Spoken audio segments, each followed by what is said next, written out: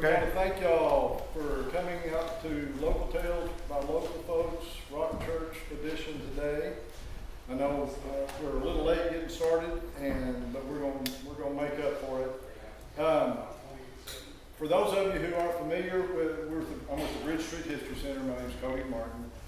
Local Tales by Local Folks is an event like this that we try to do every month during the spring, summer, and fall. Some months we miss it for various reasons, but we would welcome you to watch our Facebook page and see what we're doing, because we have a lot of fun. We tour different historic sites. I do want to mention on November 9th, we're having an event at Granbury Live. It's called the Rainy McAtee Lecture Series. We're bringing a gentleman out of Houston, and he's going to be talking about the origins of the Texas Rangers. It's going to be great. So go to our website or our Facebook page and get tickets for that. I do want to thank Ms. Jones, DC Jones, for allowing us to be here today. I'm going to let her speak. After we're kind of through, I'm going to get her to tell you about the upcoming Rock Church Homecoming. Is that what you call it? Okay, the Rock Church Homecoming here in a week or two. Mary Saltarelli, who was scheduled to be here today, couldn't make it. She was ill. So Diane, we've got another wonderful historian who's on the board of the Bridge Street History Center, Diane Locke. She's going to tell us about Rock Church. I've got Mary's presentation, so I may fill in the gaps afterwards. And we also have a living, live and in person descendant of Jesse Caraway. This is Mr. Jake Caraway. So he's got connections here, and we may call on Jake to tell some family stories too. So I'm going to introduce Diane. Let's get started. Thank you all for coming. We sort of took the scenic route getting out here, and so we will get busy. The first settlers appeared in the early 1800s. Jesse Caraway's family came in 1859, and he was donated the land for the original Rock Church. The community got its name from this building. Rock Church construction began in 1871, completed in 1874. Gilpin and Graham were the contractors. They used volunteer labor. Money and building supplies were donated by the founding families, the Caraways, James, Pates, and the Cowan families. The building has 18-inch thick walls, and local limestone was used from the Paluxy River Valley. In 1986, the Rock Church was purchased and now is a private residence. There were two families. Judy Draper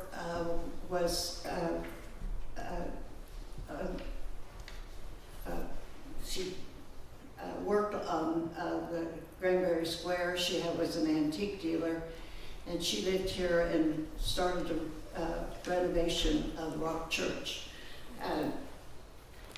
It was sold to the Benisons, whom I understand had great Halloween parties out here. The school was located on the first floor of the building. The second floor was the Masonic Lodge 395. It was one large room. The school was one large room with the young students at one end and the other students at the other. There was only one teacher, James T. Williams. School didn't start for some students until the cotton crop was in, and school was conducted 7 months each year, and when money was short to pay the teacher, school closed after 6 months. And some of the students had to work at home more, so they were put back, and some of them only went to the 9th grade. Each fall, the community held a pie supper to raise money to pay the teachers for the next year. And I believe that's still going on, and I think it's now called homecoming. Okay. Any questions? I'm gonna add, is that what you've got, Diane? Uh-huh. I'm gonna add, this is from Mary Saltarelli's presentation. Diane covered some of this, so I'm gonna skip around. I'm gonna read, let's see, during the Civil War, the country's military abandoned the frontier and settlers had to defend their new homes, families, and livestock from Native Americans who were fighting to defend their territory. Jesse Carraway cherished his horses, and to protect the one fine horse, he tied it with a rope, slipped the rope through a crack in his cabin, and tied the rope to his bedpost. During the night, Indians cut the rope and disappeared with Carraway's prized horse. After Indians stole several of his horses, Carraway and his neighbors pursued them. During the chase, an Indian shot Carraway in the arm with an arrow. So Jay, as I mentioned, Jay Carraway had you heard that family story? Well, I heard it was in the shoulder, but it was. Got shot, yeah. But you heard about the tying his horse up? And one of them had said he tied it to his foot. Oh, really? And he thought if they disturbed the rope, he would feel it, but he didn't. But he didn't. Okay, the other settlers in the Rock Church community included the Cowans, Jackson, Jones, Pate, Baker, and Wood families. Carraway welcomed his neighbors to build a one-room frame church on this land here, which I guess, DC, that would be this. Is this where the one-room frame? This is the second church. Do what? This is the second The church. second, okay. On his land and established a small cemetery. Let's see. Oh, one evening, several of the young people held a dance at the small community church. Horrified at this impropriety, members of the local congregations took up the wood floor of the church and turned it over. For many years, some members of the Rock Church community and cemetery called it Vinegar Hill because of the strong feelings about the dance throughout the community. So anybody heard that story before? I know I have. Okay, Vinegar Hill is located over off of Baker's Crossing. Okay, so that wasn't right here. That No. was just No, it was over at Baker's Crossing. nearby. I'm sorry? It was over at Baker Crossing. Yes. And one thing I found, it said that a man had moved into the community that taught dance. And he taught the kids to dance, and that's what brought them on, sneaking in there to have a dance. It was located on the place next to our place. Vinegar Hill was? Yes, and a lot of my husband's relatives were buried over there. Some aunts, great aunts and uncles. Oh, interesting. And some of the Cowans, and I believe that was the only graves over there. Okay, I'm going to keep going here. In the early 1870s, Jesse Carraway donated land for construction of the Old Rock Church, which is over nearby here, which is the namesake of the community. He and Lorenzo Wood rallied community settlers to build and fund construction of the hand-hewn limestone church. The church was completed in 1873 with the lower floor functioning as a church and school known as Marvin's Chapel School, and the second floor serving as home to Masonic Lodge number 393. James Williams taught the first class in the new building. Settler Sarah Brooks, wife of Zechariah Brooks, died March 30th, 1873, and became the first community resident buried in Rock Church Cemetery, which now hold the graves of 700 community members and their descendants. Sarah's tombstone bears the inscription, "The first put here." Toward the end of the 19th century, members of the Carraway family donated an additional 5.5 acres to the Methodist Church for an extension of the cemetery. Church members built this small white chapel in 1907 to 1908. So was that this building? The small white chapel? Yeah, okay. And deeded it to the Methodist Episcopal Church South. Shortly after the church opened, lightning struck the steeple and church leaders decided to cap it. I don't know what that means, cap it anyway. For years, community members crossed the Paluxy at Rock Church by a swinging footbridge. They were replaced in 1916 and 1917 with the famous Rock Church swinging bridge, which accommodated wagons and carts. During the mid-70s, this is what Diane said, the old Rock Church was purchased and rehabilitated into a home. Descendants of members of the Rock Church Cemetery Association still gathered. So that would be your homecoming we're talking about. Here for homecoming, and one is scheduled for this fall. I'm going to tell you also about, I have sort of, Can I mention something, Josie? Yeah. You said that at Vinegar Hill, they turned the floorboards over. yeah. That was so Satan would be facing down. Did y'all hear that? Because Can they- you hear that? Why don't you get the microphone? Yeah. Have him talk. Yeah. Tell that story, Ray. He mentioned that the floorboards were turned upside down. That was because the side that was facing up had been danced on, so they turned them upside down so Satan would be facing down. Well, that makes sense. I'm going to tell about, I have sort of a distant family connection. This book is called A Sheriff Ranger in Chuckwagon Days. It was written by a gentleman, Richard C. Hopping. His C stands for coke hopping. So, we've got an expert here on the Landers and Nutt family who are my ancestors. So if I get anything wrong, feel free to correct me, okay? Oh, she'll tell you. Yeah, I don't doubt it. Anyway, coke hopping's mother was Susan Nutt. Susan was a sister of Jesse and Jake and Abe and David Lee. Jesse and Jake were the blind brothers who had the saloon and grocery on the square. Susan's first husband was Henry Landers. Henry was killed, and she had two children. She and Henry had two children, George Landers and Belinda. Anyway, Henry was killed in 1864 at the Battle of Mansfield, Louisiana. And she remarried a man named Hopping, Ray, it was spelled W-R-A-Y, Ray Hopping, and had two more sons. This gentleman, Coke Hopping, and he had a brother named Jesse Hopping. Am I on track so far? Okay, good deal. I haven't screwed up so far. There was a sister too, Laura. Oh, okay. There, Jesse and Coke had a sister. Coke. Oh, Flora, is that what you said? Laura Hopping. Yes, Flora Hopping, okay, I missed that one.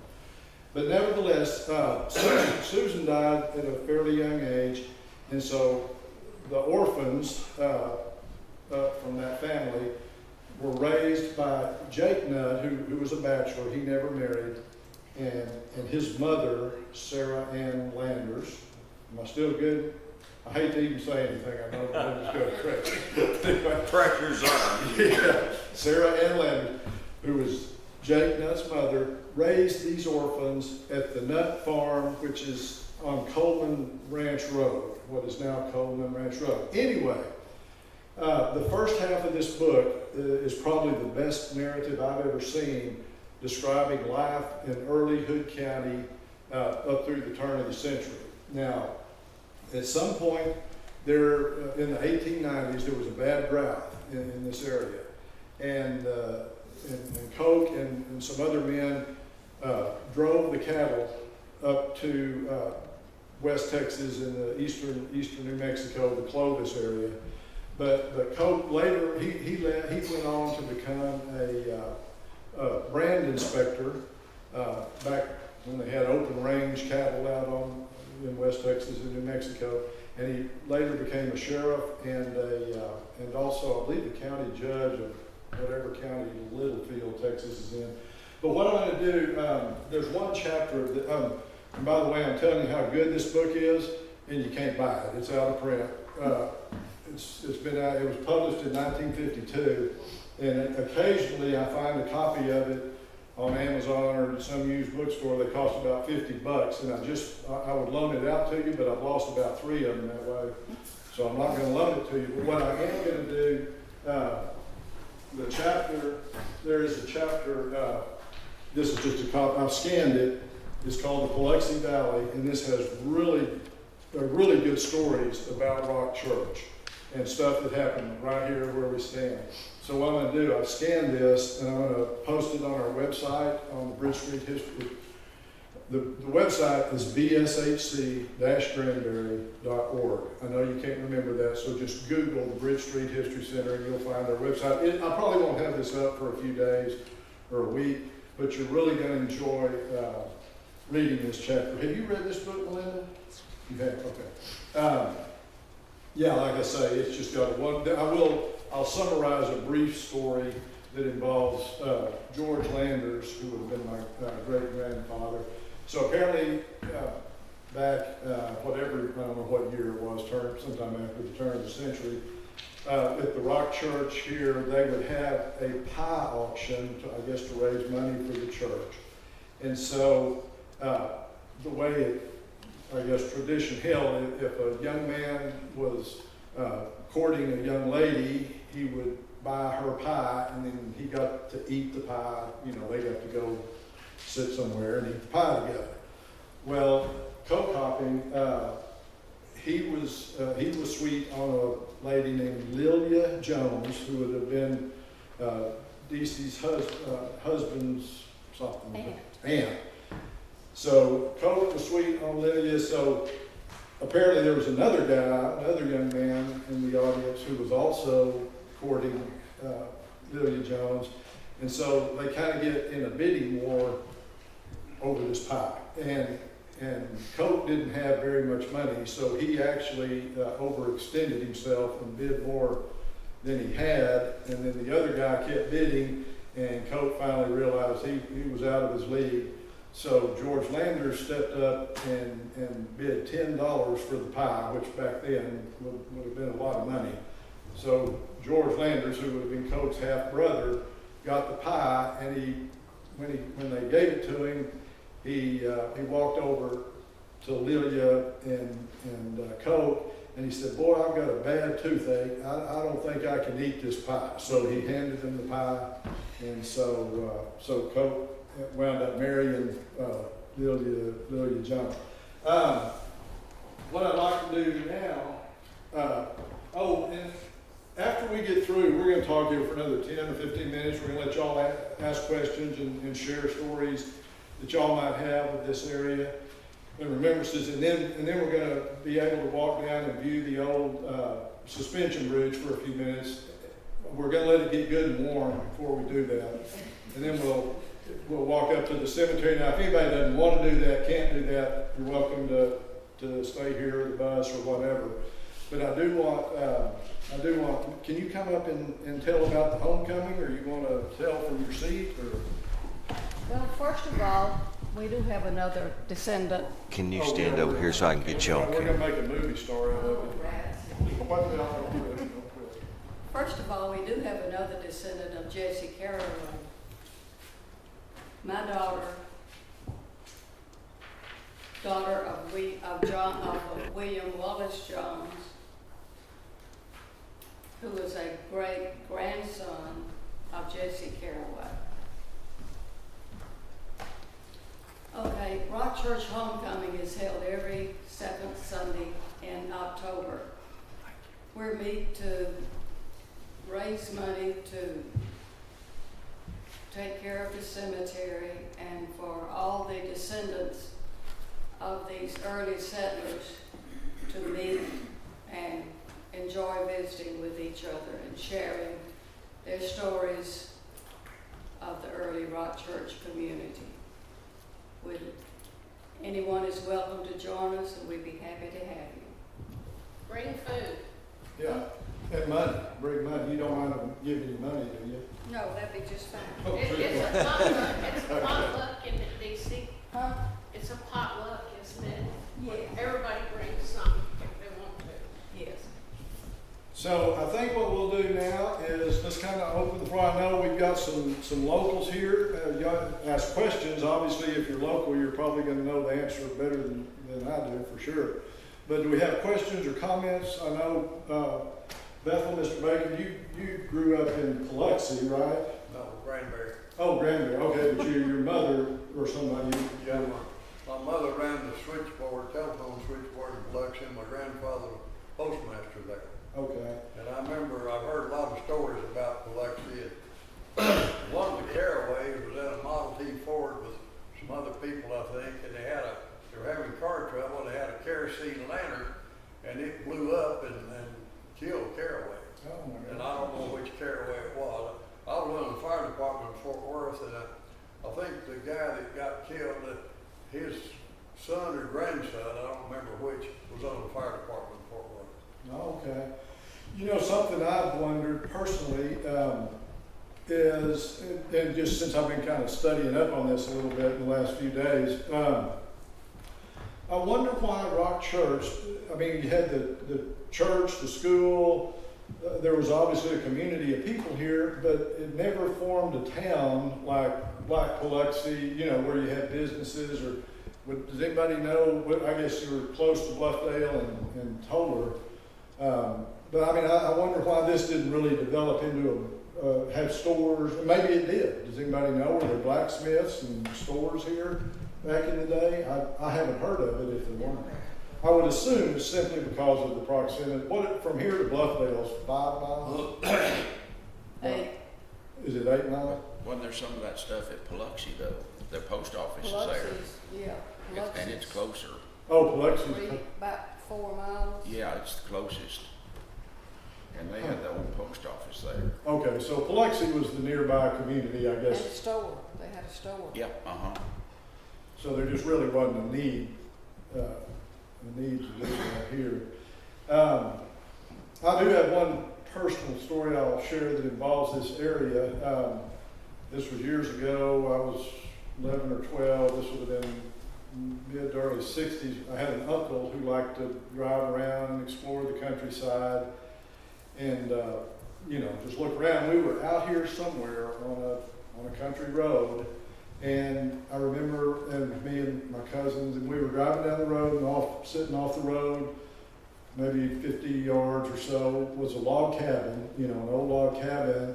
And my uncle pulled over and said, "Look at that cabin." And so we looked at it. He said, "I know the guy that owns this place. He won't mind us jumping the fence and looking at it," which whether he really did or not, who knows. But so we jumped the fence and walked up to this old cabin. And I remember, you know, I think it had the dog trot deal in the middle, and there were fireplaces on each end. But anyway, we walked in, and apparently whoever owned it was using it primarily for storing hay and other farm implements. But I remember there was a trunk, you know, just an old trunk, like people kept clothing in, sitting there. And so I remember opening it up, and there was a coat folded up, and I picked that coat up, and on the button said CS. And I asked my uncle, I said, "So what's that CS?" He said, "Oh, that's a Confederate States coat." So we looked at it and folded it back up and closed the lid and went away. I'm guessing that coat would be worth about $10,000 today. But I have no idea. I just know it was out here somewhere. I don't know exactly where. Well, do you remember our dads brought us here to camp and the Yeah. mosquitoes ran us off? Where It was down on the Paluxy someplace. We were too little we got out of there so fast, I don't remember. Yeah, Jake and I go back a long ways. In fact, we've got pictures of Jake attended my first birthday party, which was. We were in diapers. Yeah, we were in diapers. Maybe again, but anyway. Maybe headed back there. Yeah. But nevertheless, he's telling the story about how old were we? 9 or 10? Oh, we were little bitty. Yeah, 9 or Just 10. old enough.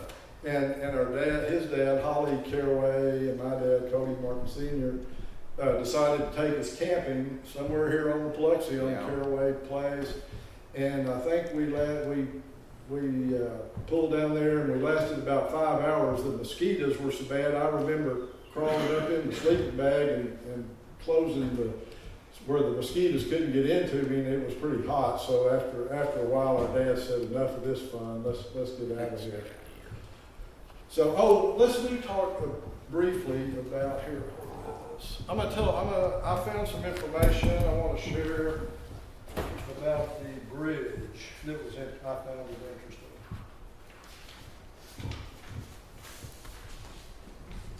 Ms. Jones said that traffic, didn't you say it was about 75 when they quit allowing cars to go over that bridge? Somewhere in that area, Okay. that time. I can vaguely remember again, you know, as a teenager or whatever, driving over that bridge and coming out here for whatever reason. This is something, and I've got a couple of copies of this, and I'll hand it out. It's just something I found on the internet, and it you know, it goes into detail about the construction of the bridge. I'll just read this real quick. The Rock Church Bridge spans the Paluxy River at the Rock Church community of Hood County, Texas. Closed to traffic and privately owned, the 1917 Cable and Stay Truss Suspension Bridge is located just east of Farm Road 2870, not far from Toller. Okay, this vernacular structure looks as if it had been constructed from leftover scrap materials, but the appearance is typical of several suspension bridges built in Texas between the 1890s and the early 1900s. Basic materials used to fabricate this type of bridge included cable, timber, and metal pipe. Readily available gas piping cost little, could be easily transported to the site and cut to length in the field. When Rock Church families decided to replace their timber swinging bridge with a sturdier one, able to carry not only their children to the Rock Church school, but their wagons, they chose the cable suspension bridge. Jesse Caraway donated land for the bridge and its approaches and traveled to Toller to bring materials from the railroad depot to the site. Members of the community, according to local residents, participated in building the bridge. Today, the bridge still stands, but the approaches are gone and no public road allows access. The Rock Church Bridge remains a silent witness to an extinct building technology. So, does anybody, y'all have any stories about that bridge? Anybody remember anything about going over that old bridge? Yes, You do? I run across it in a car. Yeah. When, Shortly after that, the gravel truck took the big bridge out. oh, okay, yeah, somebody else mentioned that, a truck trying to go over it and, There was a county employee, we were told, that was loaded with gravel that tried to go across this. and that was the end of the bridge. At the end of the bridge. I think they already had the road built around it. And the truck missed the turn or didn't take the turn or whatever. And then there was an oil truck that came over the bridge and broke it down. Okay, And it was, sometime in the early 70s, but they were already using this other road before that. okay, okay. Any other questions or comments? If not, we'll go, Mr. Baker. Go ahead. Go ahead. No, go ahead. The bridge going into Paluxy, used to be an old iron bridge there, and I've got a picture of it. And there was also a mill. Of course, back in those days, they didn't have electricity, the only power you got was from water wheels and so forth. And there was a mill down there, just north of the bridge. Till 1908. Huh? Till 1908. 1908, she said. Anyway, I've got a picture of that old mill too. Oh, wow. Yeah, I've seen pictures of the old Paluxy grist mill or whatever. So I guess there was more water flowing down back then, because today you wouldn't be able to turn much of a wheel with it. It's pretty dried up. All right, well, let's, anyone who wants to, if we're done with questions or comments, we'll take a few minutes and walk down and, I'd like to tell a Caraway story. oh, do That's it, right. please. My mother, our mother, was the phone operator in Paluxy, which covered this area. And Grandpa was the postmaster. Anyway, Mother took a call from Miss Caraway, and she said, "Central, is my mail down there?" Of course, Granddad carried the mail, and she would know, you know. She said, "Well, probably the mail hasn't arrived yet, Agnes." And said, she slammed that phone down. Of course, Agnes was redheaded. Mother said she was a very strong woman. And she said, she called 91, which was just below the post office, I suppose. And she said, "Monty, is my mail down there?" And she said, "Yes, Agnes, he's down here under the tree, lying down, chewing his cud." Oh, my goodness. That's funny. All right, anybody else? Any questions, comments? If not, well, oh, yes, sir. I think the reason nobody built around here like they did in Paluxy, Caraway's had too much land. Yeah, they had a monopoly on the land. Yeah. My granddad was here, and he bought, from one of the Caraways, he bought the general store at Paluxy in about 1928. He ran it until he passed of a heart attack in about 1914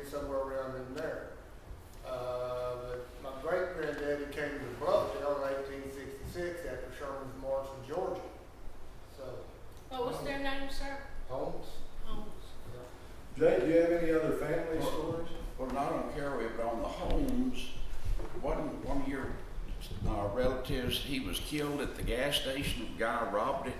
That was, The Hill City. one of my Tom's, That was Tom dad. Holmes' father. Ran That's at it, that's Hill it. City. My mom was. He ran at Hill City and, that was 6 weeks before Tom was born. He ran out of Hill City and, of course, he got killed for $8. There was a bunch of vigilance, is the word I'm looking for, that were gonna hang the guy that killed him. And my granddad went to the hanging and said, no, this is not the way to do it. We need to do it by law. And he got 2 or 3 years and got out. It turned into a pretty prosperous marriage. What these folks are talking about, for those of you who don't know, Tom Holmes was your cousin, Right. a gentleman named Tom Holmes, who grew up in this area, and he became he was a state representative, and he passed away just a few weeks ago. Yeah, that's it. That guy, when they robbed this guy, the reason they did, they used to have what they call a singing convention. You'd have people come in, have gospel singing, and they had one there at Hill City, where his store was, and these guys figured he had a whole bunch of money since there'd been people there buying drinks and this and that and the other. Huh. I think, my granddad that lived here bought the Paluxy store from Caraway. I don't know if it was Okay. from Caraway. I think at Caraway used to own the general store and told it. Huh. Well, they've been Back private. as late as the 60s. Now that I know some relatives on my mother's side. Maybe, well, I just knew it was still Caraway. were in the general store. All right. So let me ask this, just get straight by mind. So originally there was the Rock Church. That was where was that a Methodist church at that time? It was Or just a community of some kind? Methodist Episcopal South. Okay, all right. So then after that church, did it just get too small, or what prompted the building of this What I building? read was it was dying, and the Methodists closed it and said, y'all can have it. Okay. You have any other Caraway Okay. stories, I Jay? don't think anything we hadn't covered. In 1991, the Methodist Conference deeded this property back to the Rock Church Cemetery Association. Okay. And so do y'all keep and maintain this building? I mean, the condition it's in right now is obviously pretty Yes. nice. So So that's- y'all are responsible Well, for they did a what's lot of been work done on here. it. Yes. That was totally driven by D.C. Jones and my dad, William W. Jones, or Bill Jones. They worked tirelessly to get donations and put these beautiful windows in. And I don't even know, in these pews, I don't know what all, everything. I mean, having it painted, restored, And I'm really proud. Ms. Jones said, you still have church here, but you don't have a full-time pastor, and she has to solicit folks to come and do the singing, and I so have a lot of people- if any of you are preachers in the audience, you might talk to her, she'd probably be glad to have you. Yes, I ma'am. have a lot of people that are willing to help. Good, that's great. Yes, ma'am. I may have missed it, but what year was this building renovated? When did you say, you tell me it was renovated like in 20, or not? We started working on it about November of 14. Okay, that's what I thought you said. And we held our first service in December, first Sunday in December of 14. Okay. It's pretty cold. And I was trying to remember, did y'all add the little porch cover? Yes. Or- That was added a couple of years later. Okay. But the man that replaced those windows was very careful to make sure that they looked like the original. Yes. He took them all out and they were stacked out here for a long time. I remember Marvin Van Landingham. I'm sorry? Marvin Van Landingham. Yes, he was a very good craftsman. Very. He did all the windows and designed the front door and made it. And a lady from Bluffdale did the windows, the glass in the windows. Ms. Jones, didn't you say that stained glass came out of the First Methodist in Granbury? Yes, Yeah, the old church on the square. Right, I right. thought I recognized. Yeah, yeah. Well, that's neat. Oh, we're just, okay, if y'all are ready, will those who want to, yes ma'am. I have a question. Yep. I have a question, and I'm gonna ask a question, and then if any of you old timers from the area have any interest for me, come talk to me personally, because I have so much trouble hearing from, in my audience. So, but I am currently working on a book that covers a time period when Jacob Nutt was down in this vicinity on the ranch, raising all those kids. And he was also doing some lay preaching in some of the little churches around. And that is absolutely, I have just told you everything I know about his ministry down this way. And so if anybody has any old family stories about Jake Nutt preaching down in this area, please share them with me. Thank you. Okay, I've got some extra copies here I can hand out, and like I say, I'll be posting a lot of this material on our website. Here, I can turn this off. I'll be posting a lot of this material on our website. Yes, sir. My grandfather was a Methodist minister back in the old days, and